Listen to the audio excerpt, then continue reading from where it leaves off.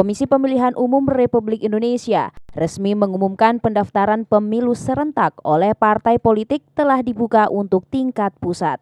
Hal ini berdasar dari PKPU nomor 4 tahun 2022, sehingga KPU Kota Makassar juga mulai melakukan persiapan.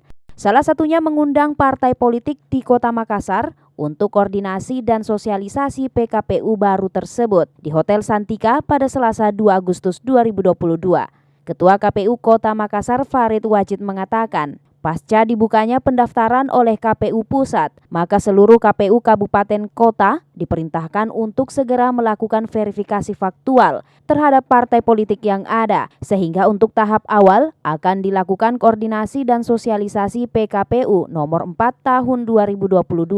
Regulasi baru tersebut mengatur tentang pelaksanaan pemilu serentak, baik tingkat kabupaten kota, provinsi hingga pusat. Khusus untuk Kota Makassar, KPU mengundang 39 partai politik yang nantinya akan diminta untuk melakukan verifikasi administrasi dan verifikasi faktual agar dapat dinyatakan lolos dan ikut dalam kontestasi pemilu 2024.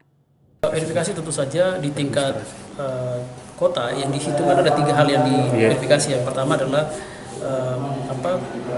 terverifikasi kantornya, kemudian kepengurusannya, dan kemudian yang ketiga adalah keanggotaannya.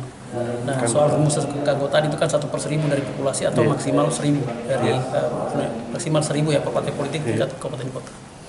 Jadi ini kita penting diskusi dengan pimpinan partai politik, dan agenda kita adalah persiapan verifikasi faktual. Nah, ada isu yang harus kami sampaikan bahwa nanti sebagian besar diskusi kita akan butuh komunikasi efektif dengan partai politik, terutama soal menghadirkan anggota partai politik karena berkaitan dengan verifikasi keanggotaan. Farid juga menambahkan, KPU Kabupaten akan diminta untuk lebih teliti dalam melakukan verifikasi, mulai dari keanggotaan yang ganda hingga proses pendaftaran partai politik yang merupakan pecahan dari parpol lama. Ira, Fajar TV dan Fajar Radio melaporkan.